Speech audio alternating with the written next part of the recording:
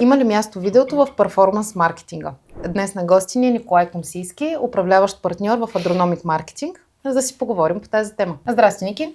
Здрасти, Стаси. Благодаря ти, че ни дойде на гости в офиса на CopyVibes. Благодаря за поканата. Говорим си за видео и перформанс маркетинг. Използвате ли видеа във вашата дейност и как? Да, нашата дейност е свързана с платената реклама, особено в Мета. Видеото е форматът, който виждаме, че постига най-добри резултати за нашите клиенти, като погледнем всичките ни акаунти, които управляваме. Даже мога да кажа, че с последният апдейт на алгоритъма на Мета Andromeda, разнообразието в креативите е изключително важно и ще става все по-важно за напред и видеоформатът ще става все по, така да кажа, задължителен за присъствие и да е част от целият микс. Очаквам, може би в следващите няколко години да не можем да постигаме ефективни резултати с статични изображения само, така че видеото не е само, че в момента работи, а се очертава и за напред. Поне обозримите сигурно 5 години не виждам някаква тенденция, която да го промени това нещо. Спрямо твоя опит и бизнесите, с които партнирате, има ли ниши, за които видеото е по-подходящо? Особено подходящо е видеото, когато става въпрос за бизнес в сферата на услугите.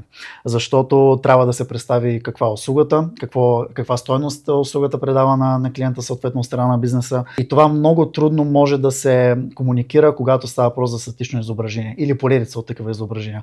Съответно, когато говорим за услуги, ние разчитаме основно на видео. Когато говорим за онлайн магазини, примерно, или за e-commerce, там много зависи от продукта. Има магазини, които могат да минат и без видео, но когато продуктът е по-особен, по-уникален, така да се каже, когато е фокусиран върху решаване на проблеми, това също е много силно желателно да се обясни в видеоформат, защото така се предава посланието много по-ясно.